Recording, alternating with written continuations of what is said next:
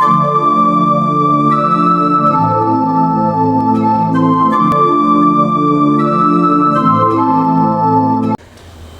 gostaríamos, antes de mais nada, de agradecer o convite, a confiança da casa. Nós saudamos fraternalmente os internautas que estão assistindo o 8º Congresso Espírita Online da FEAC e da Rádio Evoluir. E agradecemos, antes de mais nada, pela bênção que é a doutrina nas nossas vidas. Eu acredito que cada um de nós que chega a uma casa espírita pela primeira vez, a gente vem tocado por uma série de questões e de questões íntimas que só a gente é que sabe de verdade onde que está essa pedra de toque. O que nos fez impulsionar, o que nos fez caminhar até o ponto onde nós nos encontramos. O nosso convite hoje, e é muito interessante porque eu comentei já desde o ano passado que eu fui premiada com o convite, tanto do ano passado quanto esse, porque me deram de presente a oportunidade de conversar no último ano sobre a passagem do Evangelho segundo o Espiritismo, que eu acho uma das mais bonitas e quase que poéticas, que foi sobre o dever. E esse ano me premiaram com aquilo que... Sabe aquilo que a gente sabe que precisa dar um jeitinho de desenvolver na gente, mas tem hora que fica um pouquinho difícil da gente conseguir fazer? Aquele detalhezinho que é o nosso ponto fundamental? Pois é, nós estamos conversando esse ano sobre o livro O Problema do Ser, do Destino e da Dor, de Leon Denis. E eu fui premiada com uma passagem que é o que inicia a parte 3 do livro. Há algum tempo atrás, pensando e conversando sobre essa obra, me chamou a atenção num outro estudo sobre outro assunto, onde o tema era voltado para a dor, mas procurando o problema do ser, do destino e da dor para fazer esse estudo, despertei para um detalhezinho muito pequeno, porque às vezes a gente lê a obra com frequência e a gente não se dá conta de alguns detalhes muito singulares, mas que fazem uma diferença gigantesca. E Leon Denis, ele é conhecido como sendo um filósofo dentro do Espiritismo e, de certa forma, ele quase que assume um papel de continuador da tarefa divulgadora, da tarefa de defesa do Espiritismo, da forma como Allan Kardec havia deixado. Depois da morte do codificador, muitas pessoas tentaram fazer algumas inserções, algumas alterações, que, de certa forma, nós estamos vendo problemas semelhantes hoje em dia, quando um ou outro, achando que já está muito preparado, muito bem trabalhado nas questões da doutrina, vem com ideias do tipo: ah, mas a obra de Kardec está ultrapassada, tem que ver coisas mais novas. Já ouvimos criaturas comentando: ah, André Luiz, não, tem coisas melhores que a gente precisa ver. E nessa ilusão do orgulho que faz com que a gente pense que já dominamos completamente a matéria dessas obras, nós abandonamos pela metade um processo de conhecimento que ainda está muito longe de ser concluído. Voltando no problema do ser, do destino e da dor, por causa desse estudo sobre a dor, me chamou a atenção a organização didática, pedagógica feita pelo Leon Denis. Porque normalmente a gente pula a parte do índice, a parte da introdução, e a gente quer ir direto para o conteúdo quando a gente pega um livro para ler. E quando eu voltei esse ano passado, em 2022, para estudar essa obra, me chamou a atenção exatamente o índice. Porque a gente tem a primeira parte do livro, que se chama Problema do Ser, do Destino e da Dor, mas da primeira parte ele deu o título de O Problema do Ser.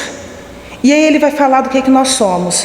Dialogando com a codificação, ele apresenta para a gente o que é o espírito, o que está inserido dentro desse contexto que precisa ser levado em conta, mas o tempo inteiro dialogando principalmente com o Livro dos Espíritos. A segunda parte do Problema do Ser, do Destino e da Dor tem como título O Problema do Destino.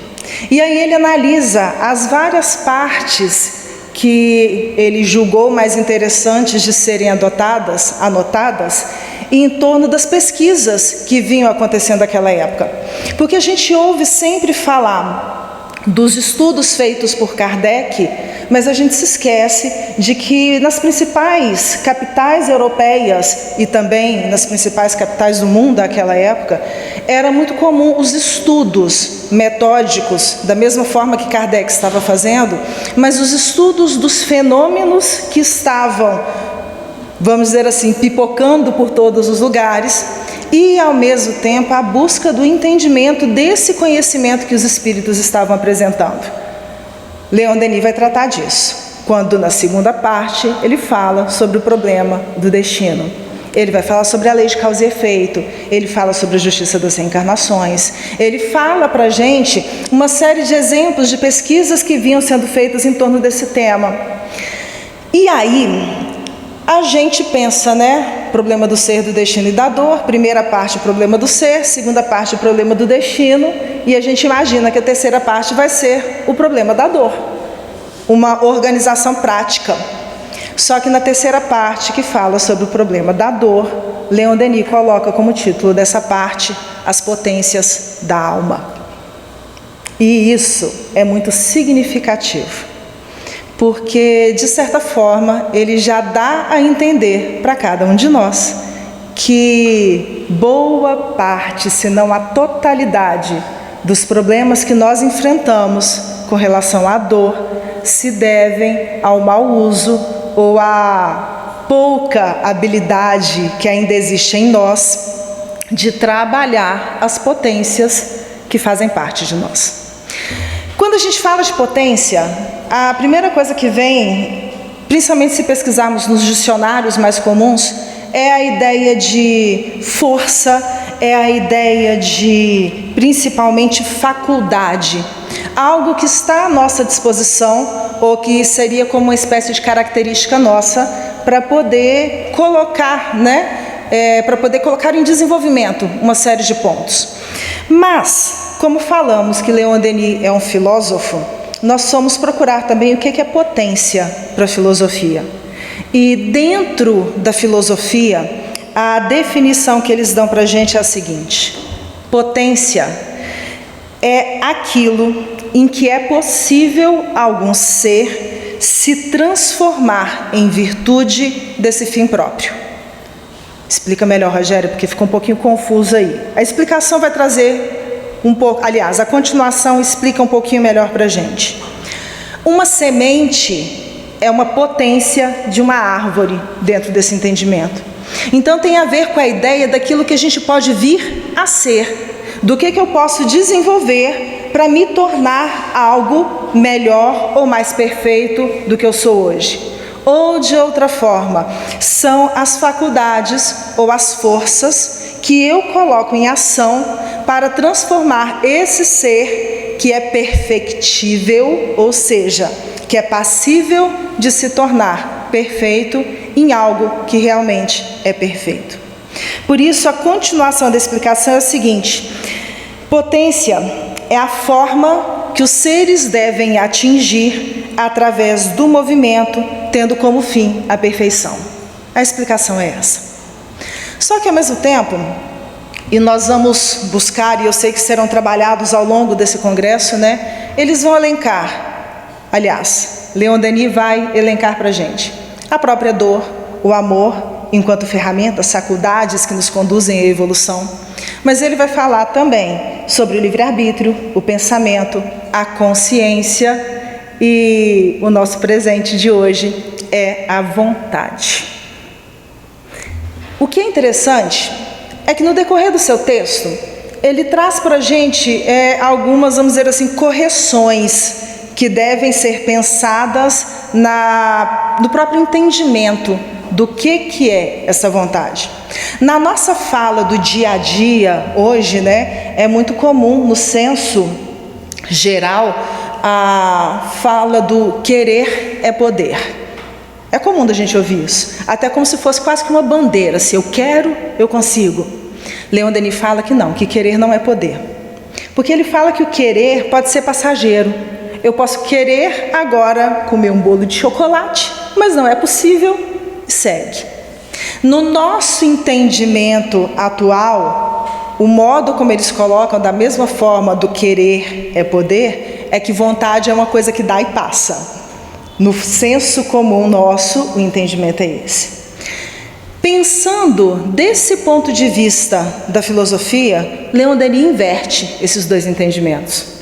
E ele começa chamando a nossa atenção para o fato de que, segundo o seu entendimento, a partir dos estudos todos que ele vinha desenvolvendo, das obras básicas, através de tudo aquilo que ele foi pesquisando, junto da produção deixada por Allan Kardec, ele coloca que a vontade é a primeira, se não a principal, das potências da alma.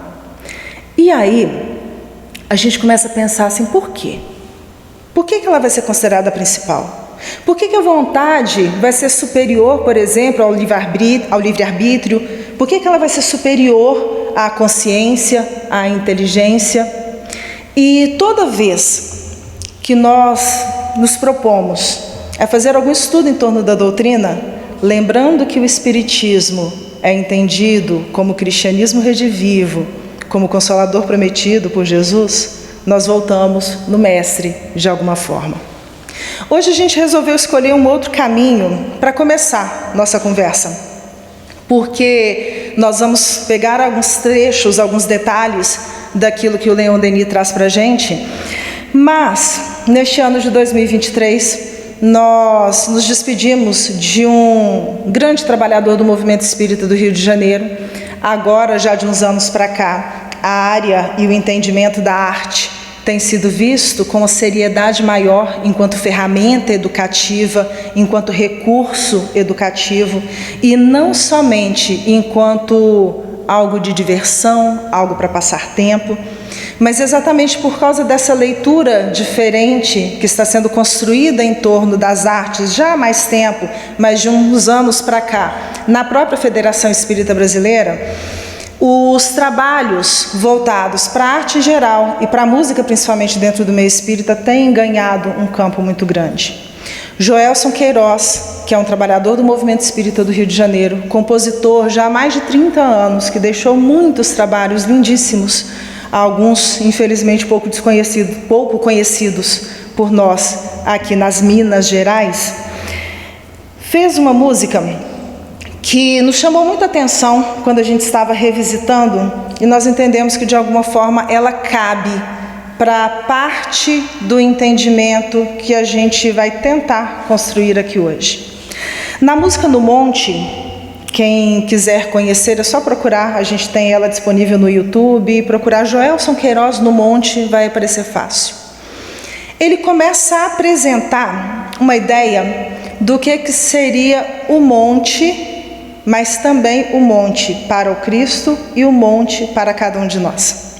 Amélia Rodrigues, no livro Primícias do Reino, no 3º capítulo, que fala exatamente sobre o Sermão da Montanha, ela faz uma construção que é maravilhosa. Para quem não conhece a Amélia Rodrigues, é um espírito que dita vários textos evangélicos através da mediunidade de Divaldo Pereira Franco, e ela pesquisa na espiritualidade vários fatos da vida do Cristo que, vamos dizer assim, ficaram um pouquinho escondidos ou despercebidos aqui na nossa história. Por que ficaram despercebidos? Porque não eram importantes? Não, são extremamente importantes. Só que pelas necessidades evolutivas e tecnológicas do planeta, eles precisaram registrar o que era fundamental. O que seria o ponto crucial para que lá na frente, ou no século XIX, eles pudessem retornar a esses pontos com o auxílio dos espíritos e trazer à tona a moral evangélica. Mas a Amélia Rodrigues vem trazer para a gente o que são, o que a gente chama de os bastidores do Evangelho.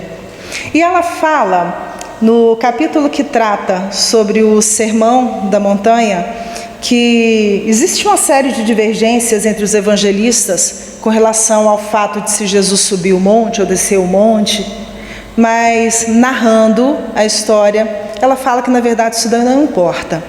porque o fato é que num determinado momento, e a gente aproveita para lembrar do sol que está aparecendo finalmente aqui depois de um certo tempo, mas ela fala que o fato é que num determinado ponto do aclive, ela fala assim, Jesus se deteu e vestiu-se de poente. Dá para imaginar o que é isso? Jesus parar num determinado trecho e se permitir ser iluminado pelo cenário da natureza. A presença do Cristo junto de cada um de nós foi um ponto fundamental para a nossa caminhada no sentido de um chamamento, de uma possibilidade de convite, de despertar. Por isso que tantas criaturas, a gente tem que tomar cuidado com isso, mesmo antes da codificação kardeciana, conseguiram tomar contato com as leis divinas, se trabalharem e se mudarem em função das circunstâncias que foram sendo orquestradas para cada um deles e conseguiram se sublimar. A gente tem que tomar muito cuidado com a ideia equivocada de que o Espiritismo é a salvação de todo mundo. Sinto muito, mas o Espiritismo é como se fosse um curso de reforço. Aqueles de nós que estamos demorando um pouquinho mais para tomar consciência daquilo que precisa, da mesma forma que os alunos que precisam de uma aulinha extra no final de ano porque estão correndo o risco de reprovação, o Espiritismo veio mais ou menos assim, para fazer com que a gente, de uma vez por todas, a gente leve aquele sacode e tome uma atitude, vamos entender assim. Joelson Queiroz constrói a narrativa dele mais ou menos da seguinte forma: Jesus, mestre, sinto o sol no coração, o azul dourado do céu e as pedras ferindo as mãos. Me calo ante o teu olhar pleno de luz. Tuas palavras me envolvem, as dores, as flores, Jesus. Joelson começa mostrando para a gente que num determinado momento, e isso tudo faz parte do planejamento pedagógico construído para a vida de cada um de nós, mas num determinado momento, o Cristo veio trazer para a gente, porque as dores já eram muito frequentes, e as dores são características da matéria, ele veio mostrar para a gente que existem flores nesse caminho. A própria presença dele já era um motivo de encantamento para todas as criaturas que tiveram contato com ele. Simão Pedro, quando estava lá na beira do lago de Genezaré e teve a oportunidade de pela primeira vez ver Jesus, diz Humberto de Campos que ele foi tomado por uma emoção profunda, sem saber aonde que ele já tinha sentido aquela vibração de ternura, aquela vibração de amor. Porque Simão Pedro não reconheceu aquele corpo físico, ele reconheceu a alma que estava naquele corpo físico. Ele já tinha tido contato com o Cristo em outros momentos, provavelmente do outro lado da vida. Maria de Magdala, quando ouviu falar de Jesus pela primeira vez, diz-nos a própria Amélia Rodrigues que ela ouviu falar do Cristo em meio a uma situação muito difícil, onde ela estava perdida no meio das situações, das dificuldades da vida. Ela é descrita pelos evangelhos como uma mulher atormentada por vários espíritos, então é a mediunidade desequilibrada, são os quadros obsessivos que são tão comuns. E o que é muito bonito é que todos eles, ao encontrarem com Cristo, se sentiram profundamente tocados pelo olhar de ternura, de acolhimento e de amor. A possibilidade do encontro estava lançada. Dizem todos os teóricos que depois que Jesus esteve aqui, a gente não tem mais condições de dizer que não sabia que a mensagem do amor era tão profunda. A gente não pode afirmar que desconhecia essa capacidade de transformação. Principalmente porque cada um de nós em algum momento transforma e é transformado pelas vibrações de amor que chegam até cada um de nós. Quem não se sente profundamente tranquilizado, pacificado, às vezes ao lado de uma criatura que ama profundamente? Às vezes a pessoa não precisa falar nada, a vibração de amor chega. Mas Jesus veio lá atrás nesse tempo todo, e por que até hoje a gente está com dificuldade de aprender? Por que até hoje a gente está com dificuldade de seguir? Muitas vezes falta na gente uma situação básica que se chama decisão. Nós vamos falar mais claramente sobre esse ponto. Porque essa decisão que nasce da consciência do momento, que nasce do entendimento do momento, ela precisa às vezes de, vamos dizer assim, um empurrãozinho, uma força motriz, uma força motora que coloque em ação de alguma forma aquela máquina da qual nós fazemos parte.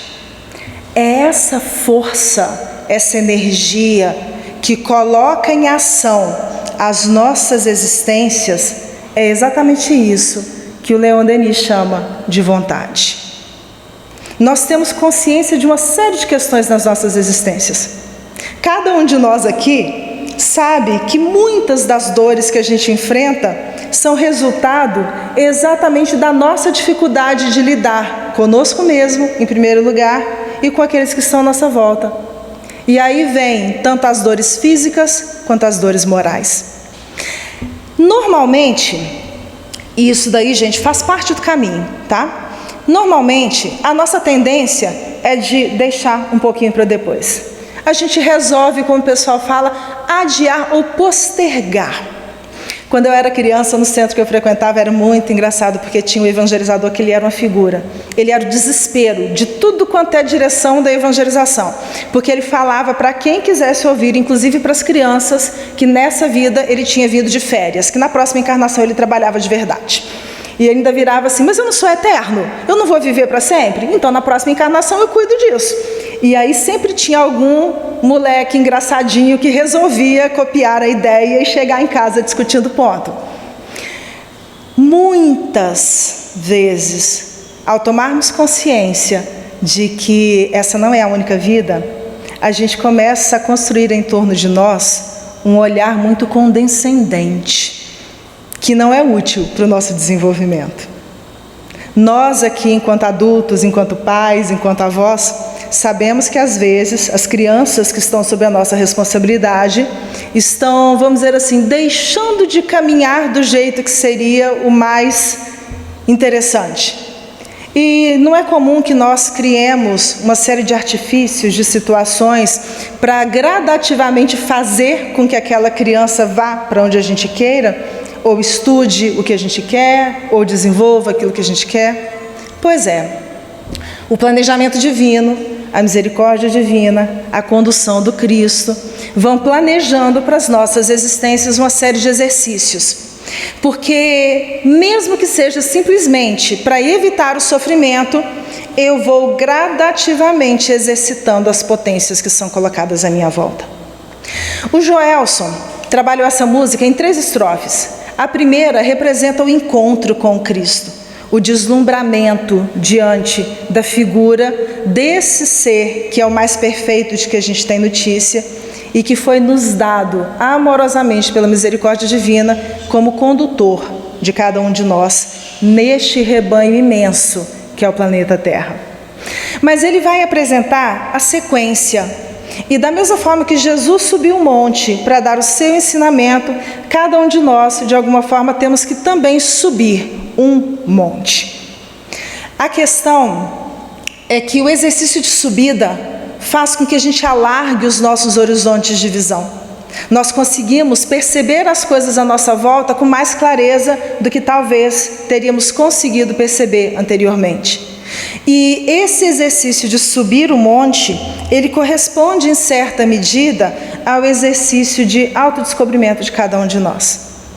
E para subir um morro qualquer, eu preciso de energia. Pode ser que nesse momento eu não tenha a maturidade de, por vontade própria, colocar um pé na frente do outro para eu subir aquele monte. E aí a sabedoria divina coloca atrás de mim alguns espinhozinhos, porque se eu quiser voltar para trás, mesmo que seja para fugir daquele espinho, eu vou caminhar adiante. E o Joelson segue assim: hoje no monte, nossas vidas, tuas mãos. A vida de cada um de nós está na condução do bom pastor. A gente sabe disso. Cada situação, cada experiência, cada vivência experimentada, ou de vez em quando eu gosto de falar experienciada por cada um de nós, faz parte de um projeto amorosamente construído. Cada dor, cada limitação, cada falha, todas elas são colocadas na nossa existência para que a gente possa desenvolver o melhor de nós. Hoje no monte, nossas vidas, tuas mãos, mesmo as estrelas não têm o teu brilho e amplidão. Eu fico imaginando às vezes o que deve ter sido para essas pessoas que conviveram de perto com Cristo, viverem depois da crucificação dele, sem ter aquela presença física, mas com a lembrança daquele olhar que eu acredito que não se apagou nunca mais, inclusive hoje. Porque as narrativas que a gente tem são sempre essas. E quando a gente entende que Ele é esse amor, pelo menos na forma mais perfeita que a gente pode encontrar, nada tem o brilho e a amplidão do amor do Cristo por todos nós. Alguns aí vão estar pensando, tá, mas e a vontade? A gente está trabalhando ela devagarzinho. E aí ele segue: quando a gente encontra o brilho, a amplidão na nossa caminhada em direção a essa luz, ou seja, no nosso caminho evolutivo, existirão uma série de problemas, mas a gente vai aprendendo aos poucos a esquecer. O Joelson coloca assim: e eu esqueço do mundo ante a sua luz. E se eu esqueço do mundo, que é a matéria, que é o transitório, que é o que vai deixar de existir, o que eu começo a perceber e a notar com mais clareza? E as certezas, as tristezas, as dores, as flores, Jesus. Certezas, tristezas fazem parte. A matéria acaba. Querendo ou não, a matéria acaba. Há pouco tempo atrás eu cheguei aqui nessa casa pela primeira vez. Está fazendo mais ou menos uns 29 anos. Passou rápido. E passa muito rápido tudo que tem relação com a matéria. E aí, nessa busca daquilo que é perene, daquilo que permanece, daquilo de mim ou daquilo em mim que vai permanecer mesmo depois da morte do corpo físico, eu começo a reconhecer o que de divino existe em mim. E ao mesmo tempo eu fico assim, né? Tá, eu conheci Jesus, eu sei que Ele é o melhor que eu posso ter como exemplo, como modelo e guia neste momento da minha existência. Eu estou procurando crescer. Ao mesmo tempo, nesse exercício de subida, eu sou confrontada com as tristezas, mas também sou levada a experimentar as alegrias. Eu começo a descobrir as dores e, ao mesmo tempo, eu vou espalhando, construindo, distribuindo flores ao redor da minha existência.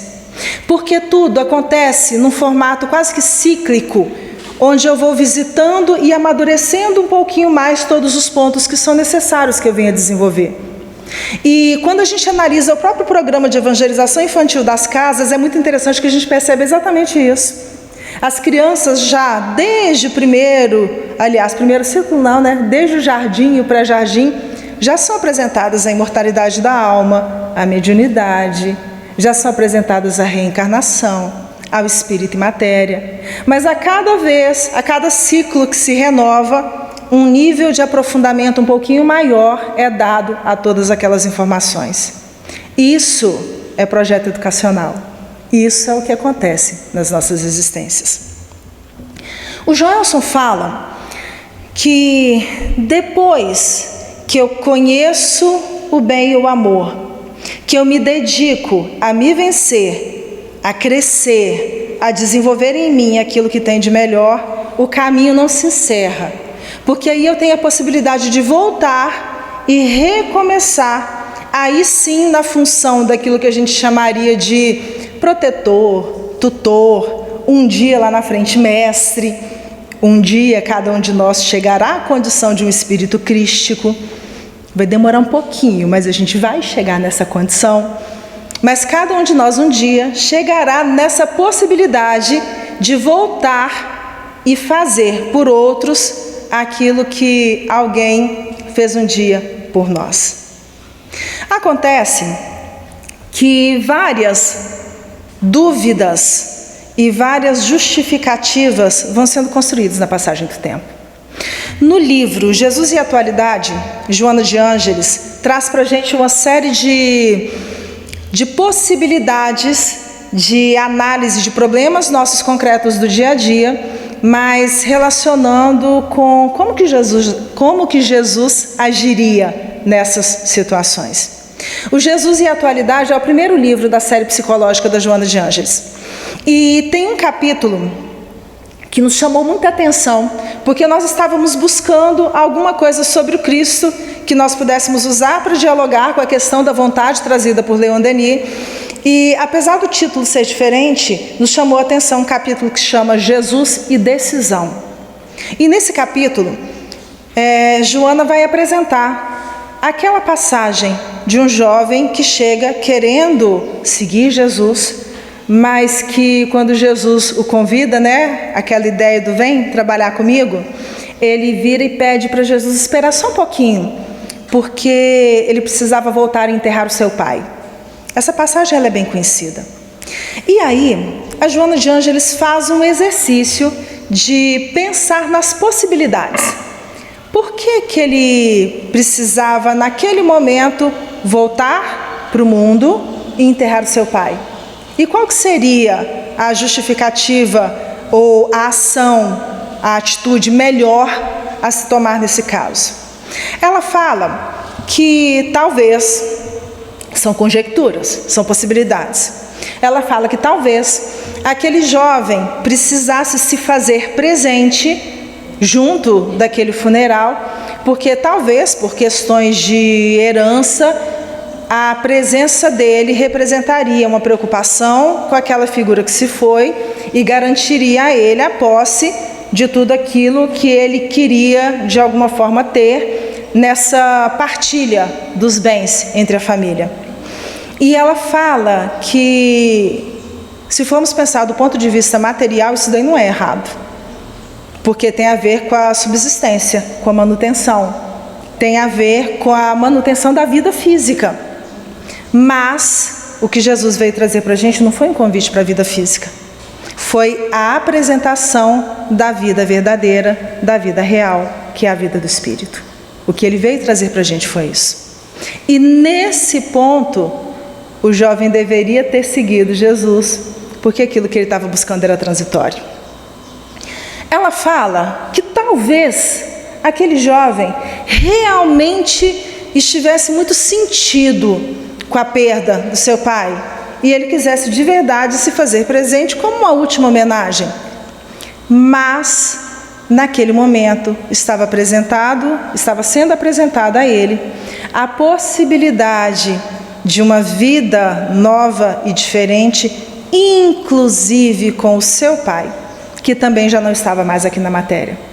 E ela vai tecendo uma série de considerações que são, na verdade, situações do nosso dia a dia, situações que são passíveis de serem vividas por cada um de nós. O que vai ser a diferença significativa apresentada para ela com relação a cada uma dessas coisas? A diferença é que as nossas escolhas, elas vão sempre corresponder a, vamos dizer assim, ao tanto que eu já consegui construir em termos de conhecimento, em termos de amadurecimento na minha vida nesse momento. Por isso a fala do Evangelho de que a quem muito é dado, muito será pedido. Partindo desse ponto, nós vamos começar a entender o seguinte.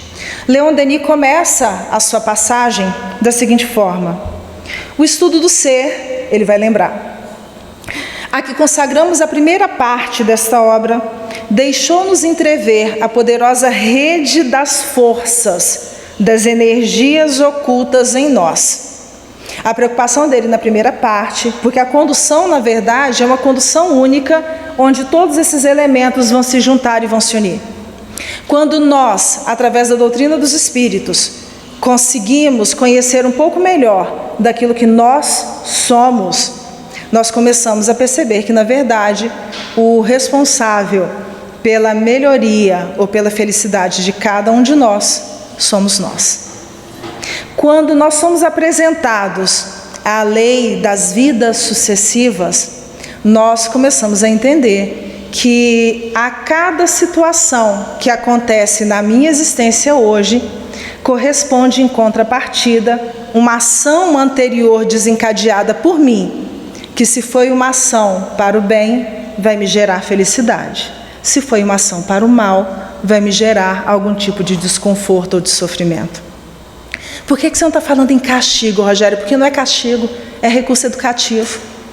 Quando a gente mostra para a criança que ela está fazendo um exercício errado e pede ela para refazer o exercício, a gente não está castigando a criança. A gente está amorosamente conduzindo aquela criança no caminho para que ela se desenvolva. É exatamente assim que a misericórdia divina faz com cada um de nós. Só que como somos ainda rebeldes, como temos ainda dificuldades para colocar em ação, porque, vamos falar a verdade, né? Ver série é bom, né? Ficar à toa um dia inteiro na praia, na piscina é bom, né? Aproveitar a vida é bom, né? É. Só que esse é só um lado da vida. E não é o lado que vai permanecer para sempre. Se eu já tenho consciência de uma série de realidades em torno de mim, em torno daquilo que eu sou, em torno daquilo que faz parte da minha existência, o que me impede de ser feliz? O que faz com que seja tão difícil a felicidade? Talvez o entendimento de que a felicidade que eu sonho dentro desse contexto é uma ilusão. É uma ilusão. Porque não tem como eu ser feliz com meu irmão, minha irmã, meu pai, minha mãe, sofrendo, passando dificuldade do meu lado. Não tem como eu ser plenamente feliz, a não ser que eu seja alguém ligeiramente adoecido, olhando para todos os desastres que aparecem todos os dias à nossa volta. Ah, Rogéria, mas então como é que a gente age nisso? A gente tem que buscar o bem realmente maior, aquilo que é perene. E por isso a importância de urgentemente nós entendermos quem e o que nós somos. Neste momento, eu sou Rogéria, filha do Clóvis, da Eunice, mãe da Júlia. Neste momento eu estou nessa condição, mas eu sou um espírito em uma experiência encarnatória aqui na Terra. Existe todo um projeto de desenvolvimento, todo um projeto de trabalho para que eu consiga sair daqui melhor do que eu aqui cheguei. Com que vontade eu estou fazendo os exercícios que estão sendo colocados à minha disposição. Porque é muito interessante isso, às vezes a gente vira assim, né, e tem casos que são muito engraçados. Às vezes tem criaturas que viram assim, oh meu Deus do céu, me dá paciência para lidar com essa pessoa. Ou então me dá paciência para aguentar o fulano ou o ciclano. E a gente não nota que aquela criatura, o fulano, o ciclano, está na nossa volta exatamente para a gente trabalhar em nós a paciência. A gente não precisa de exercícios para trabalhar, para exercitar aquilo que a gente precisa desenvolver. Nossa, mas é difícil amar aquela criatura ali, hein? Porque ou mau humor, ou isso, ou aquilo. Pois é, amar quem só faz coisa boa para a gente é fácil. Difícil é amar aquele que está irritando a gente o tempo inteiro. E aí são colocados à nossa volta criaturas que vão nos auxiliar a fazer o exercício do amor. Leon Denis continua: mostrou-nos esse estudo do ser que todo o nosso futuro, em seu desenvolvimento ilimitado, lá está contido no germe.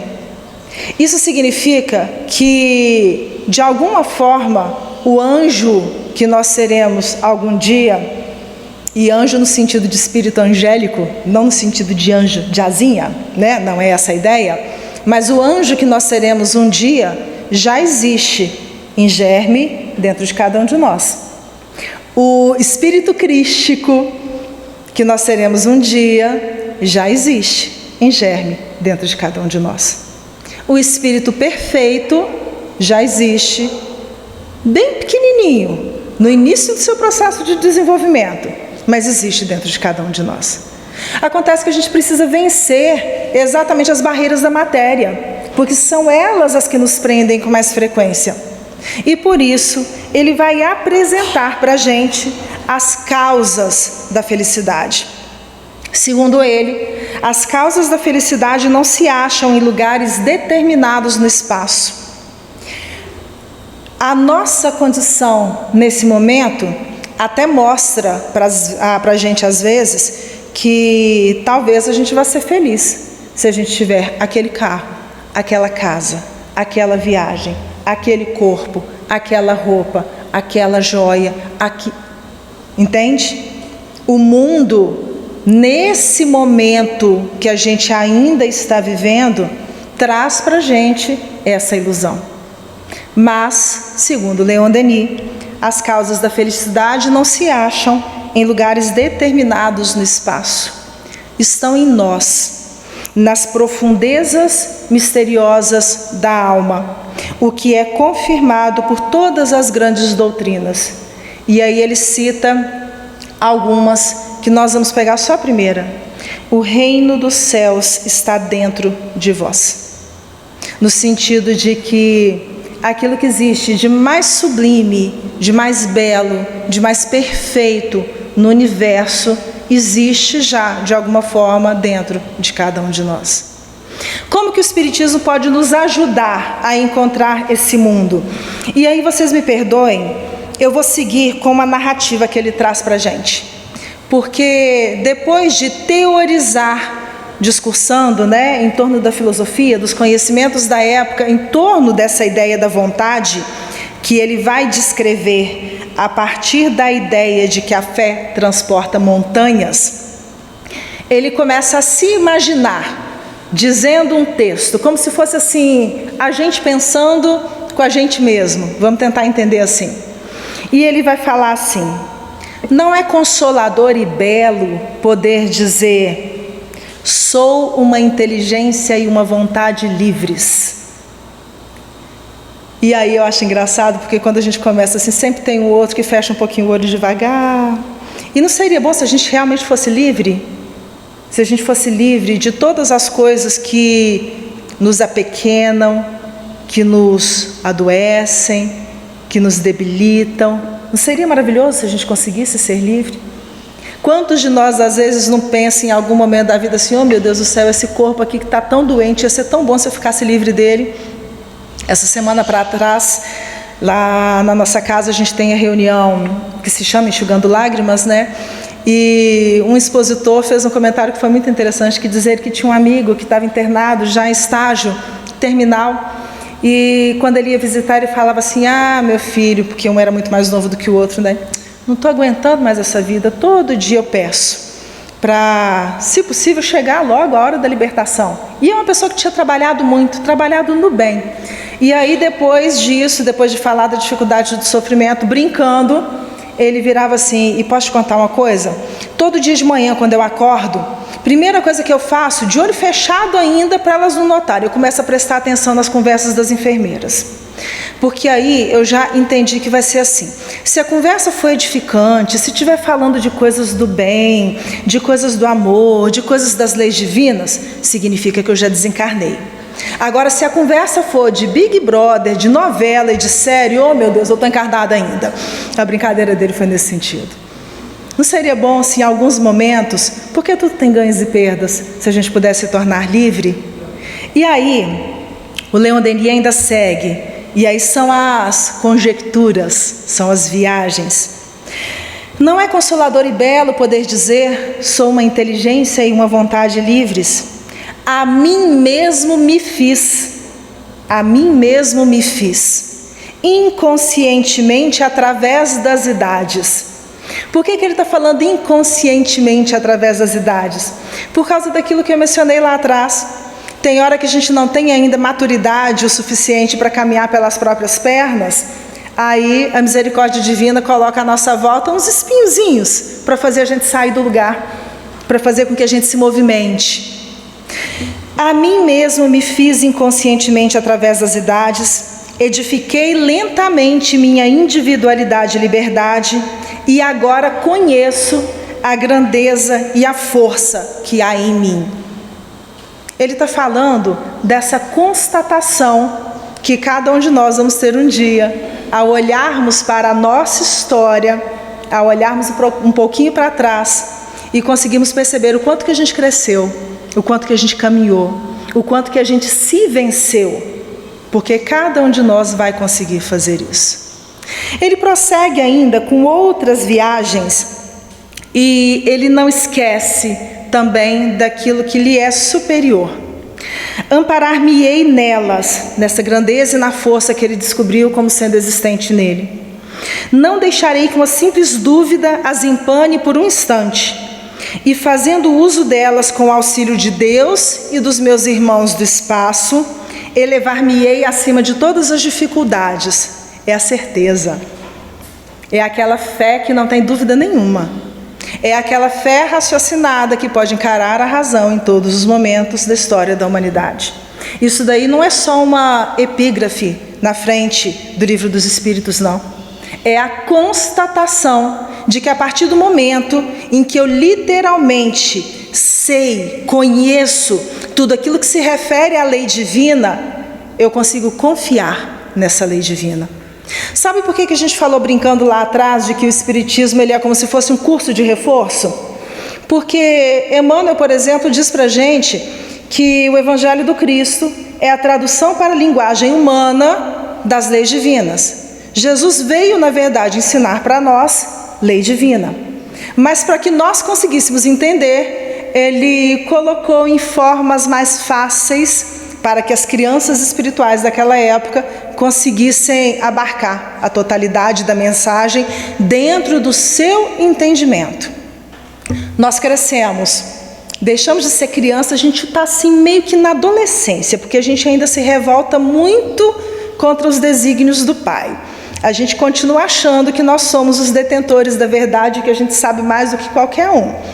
Quando a gente começar a reclamar um pouquinho dos adolescentes à nossa volta, vamos pensar se a gente não está agindo como adolescente junto de Deus. Nós já conseguimos perceber um pouquinho mais. E Jesus, na sabedoria que ele já conseguiu construir, deixou nesses ensinamentos todos, em germe também, tudo aquilo que nós precisaríamos desmembrar em termos de conhecimento ao longo das eras. Ele trouxe esse ensinamento da lei divina para a linguagem humana, mas sabedor de que o nosso momento evolutivo ainda precisava de muitos outros tipos de trabalho, ele prometeu que quando fosse necessário ele enviaria um consolador para nos lembrar daquilo que haveríamos de esquecer e ao mesmo tempo para dizer daquilo que não tinha condições de ser dito naquela época. E aí o Espiritismo veio para reforçar o ensinamento que foi dado lá atrás. Isso é muito sério, porque quando a gente se define como sendo o Consolador prometido, quando a gente se define como sendo adepto da religião que é o cristianismo redivivo, me perdoem, mas o que a gente está dizendo é que a gente vai fazer de tudo, que a gente vai usar todas as nossas energias para tentar de verdade seguir o Cristo como guia e como modelo. E o que é seguir o Cristo como guia e modelo neste momento específico das nossas existências? É saber o que eu sou, para que eu vim aqui, o que está previsto no meu caminho e voltamos para a vontade. O que eu tenho que fazer? O que eu tenho que fazer? Ah, mas é porque nessa existência, Rogério, eu fui colocado do lado de criaturas que são muito difíceis, né? Eu não tive a atenção que eu queria dos meus pais. Pois é, se você sabe qual é o tipo de atenção que deveria ter recebido e eles não te deram, talvez seja porque você tem condições de ensinar para eles como é que eles deveriam ter agido. Não no sentido de, pai, mãe, faz isso ou aquilo de diferente. Não. Jesus, ele não mandou ninguém fazer nada. Aliás, as narrativas, que eu sou apaixonada por ela, né, da Amélia Rodrigues, toda vez que Jesus se aproxima de qualquer criatura, é curioso porque talvez seja um dos únicos pontos onde é sempre repetido a mesma coisa. Ele olha, ouve, espera e acolhe, sem falar uma palavra, sem falar uma única palavra. Por isso que João Evangelista, quando voltou depois como Francisco de Assis, sugeriu aos seus companheiros que eles saíssem e pregassem o Evangelho e que, se fosse necessário, eles usassem palavras. Para pregar o Evangelho eu não preciso de palavra. Para exercitar o Evangelho eu não preciso vir aqui para frente para falar coisa alguma. Eu não preciso dar receita para a vida de ninguém.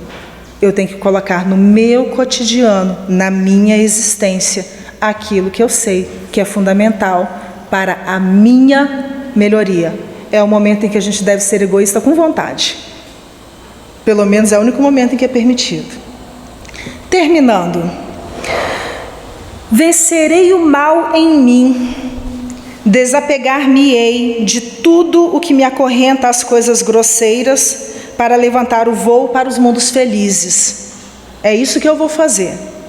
Pelo menos é isso o que ele quer que a gente tente fazer. E isso tudo está dentro da parte sobre a coragem. Sobre a vontade. Vejo claramente o caminho que se desenrola e que tenho de percorrer. Este caminho atravessa a extensão ilimitada e não tem fim.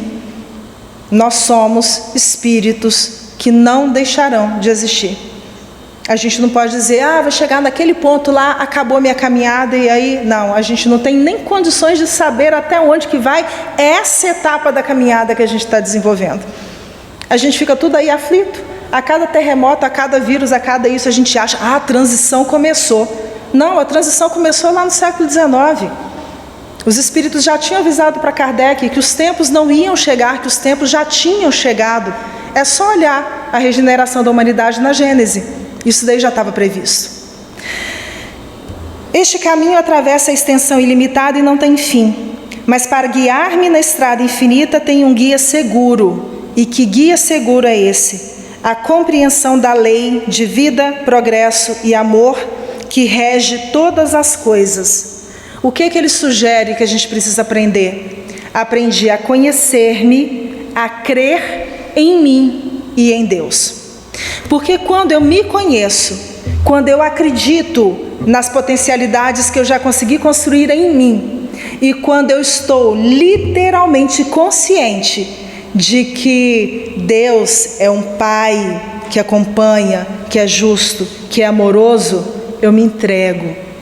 E é por causa disso que o Joelson, e a gente termina com a música dele, o Joelson fala que depois de conhecer o Cristo, depois de estar nesse exercício de subir o monte, a gente vai fazer o que Jesus fez. Porque Jesus não ficou lá em cima, ele desceu novamente o monte. E o Joelson fala assim: o vento passou, me levou a recordar aquelas pedras nas quais me feri para te encontrar. E eu não esqueço a noite, o sol, amor e luz. Eu não esqueço de nada depois que eu tive contato com a grandeza divina. Só que exatamente porque eu não esqueço de nada disso, eu tenho condições de continuar a jornada. E continuar como? E eu voltei às sandálias, às ruas, às dores, Jesus. Mas elas não me machucam mais. Que a gente possa tentar pensar com um pouquinho mais de carinho na possibilidade de usarmos com mais eficiência essa força motriz que existe em nós. Porque já temos muito conhecimento, talvez esteja faltando um pouquinho mais de ação nas nossas vidas. Até porque é mais fácil eu caminhar pelas minhas próprias pernas do que eu esperar que o espinho venha me ferir para eu ir para onde eu precise ir.